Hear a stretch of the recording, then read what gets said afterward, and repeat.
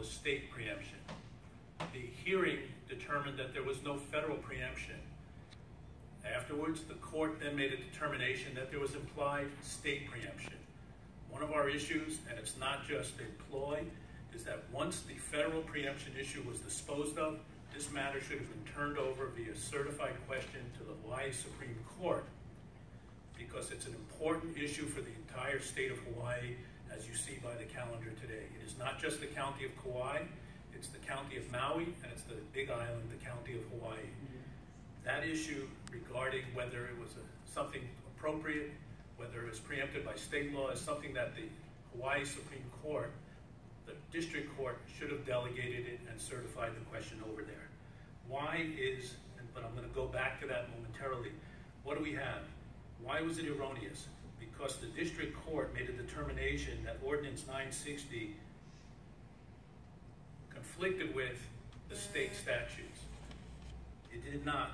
The erroneous conclusion that the state regulations created a comprehensive mechanism for regulating pesticides and evidence that the legislature's intent that the state law be both uniform and exclusive. That's not the case. We had a statute, an agricultural statute, that covered some areas. What did it cover? It covered labeling and directions for use. It covered reports. And somehow the fact that the state agricultural statute covered these areas but could not conflict with federal law, FIFRA under Mortier, this district court made a determination that it was comprehensive, that it was uniform, and that it was... Correct. And then the reporting was under another, right? Correct. All right. So, arguably, the district court could be correct on the pesticides and wrong on the reporting, or vice versa, right? It's not just one size fits all, right? Right. But our position is that the court looked at it, didn't go into great detail as it should have, and looked at what was the intent, what was done, where it was done, and the specifics. The appellees argue that, well, the case law is there, the court did what it needed to do, but as this court knows, in the Richardson case, there was a certified question. The case law had existed from prior cases, but what did the Richardson case show? The Richardson case showed that you needed to look beyond, you needed to look at legislative intent, you needed to look at exactly what was taking place, and not morphing it in and saying, well, because there's an issue with labeling and areas, and then after the fact, but the county was doing something different. It wanted to do something prospective. It wanted to do something at the forefront, whereas what the state statute allowed was something after the fact, and that wasn't what the county was looking at. The county's authority was derived from its police powers under HRS 46-1. Well, but if you look at the Hawaii pesticides law, it expressly states the legislative goal of uniformity.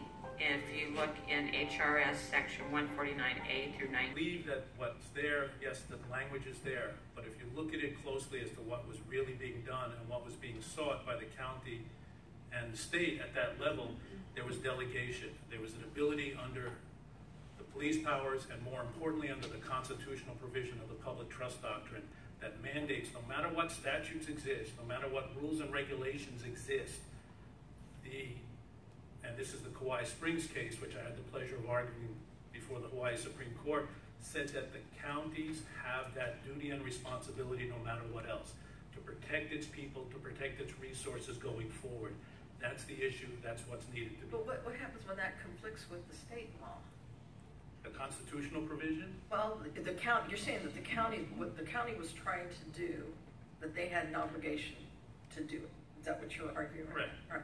But I guess I'm kind of dovetailing with what Judge Callahan asked you, because it seems like the Hawaii pesticides law and then the rules that the State Department of Agriculture has enacted pursuant to it are pretty thorough when it comes to statute, and it did not pass.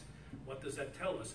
The legislature wasn't willing to go that far. The legislature wasn't willing to preclude the local municipalities on each of the islands that have a unique circumstance to basically, under the public trust doctrine and police powers, take care of their own. So you're saying Mortier supports your position? Yes. Okay, well let me play the devil's advocate here with you. you. In Wardier, the Supreme Court concluded that FIFRA does not preempt state and local pesticides laws because FIFRA leaves substantial portions of the field vacant, including an affirmative permit scheme for the actual use of pesticides. The state statute doesn't encompass everything. It's not uniform. It's not thorough enough. It's not exclusive based upon the statute. Based on what authority? I mean, just your review? I mean, because did somebody disagree with you on Based that? upon the police powers, based upon the public trust doctrine, the constitutional provision.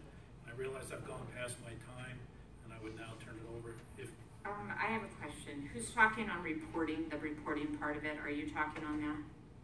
I would be, yes. Okay, with the chief's permission, can I ask a question on that? Okay, the annual reporting requirement imposes an obligation on commercial growers of GE plants, the violation of which is subject to civil and criminal penalties. The requirement, thus, is coercive and substantially involves the county in the regulations of GE crops. Assuming that we were to find that Hawaii state law impliedly preempts a county ban on GE crops, wouldn't it follow that Ordinance 960's crop reporting requirement is also preempted?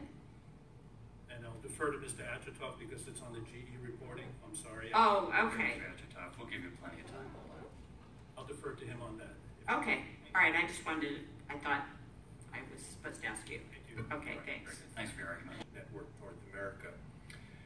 I'd like to reserve 2 minutes for rebuttal while I address what's been referred to as the reporting requirement, Ordinance 960's provision requiring annual disclosure of what genetically engineered crops have been grown and where they have been grown in general terms. And the provision was put there in the ordinance because of the potential for harms that this court in Center for Food Safety versus Vilsack acknowledged may occur as a result of growing genetically engineered crops, including transgenic contamination of non-genetically engineered crops. As my colleague, Mr. Minkin, pointed out, Is this consistent, what you just said, with state policy? I mean, the purpose, I'm just trying to figure out, is the purpose of requiring annual public disclosures of GMA use. You just stated right now what you thought the reason was for pursuing that. And I'm trying to figure out, is that consistent with state policy? I'm not aware of any state policy that it's inconsistent with. The state policy, if we want to look at, for example, the Constitution of Hawaii, Article 11, Section 3, provides the state shall conserve and protect agricultural lands, promote diversified agriculture, increase agricultural self-sufficiency. These are policies of the state, all of which are promoted by this provision. Let me ask it more specifically, because it appears that the legislature has given the Department of Agriculture the authority to designate and restrict harmful plants. So I guess my question is, wouldn't the GMO disclosure requirements of the ordinance interfere with that and constitute a regulation of a plant that the department has not determined to be harmful and, potentially be in conflict? First of all, there is no state policy or law or regulation that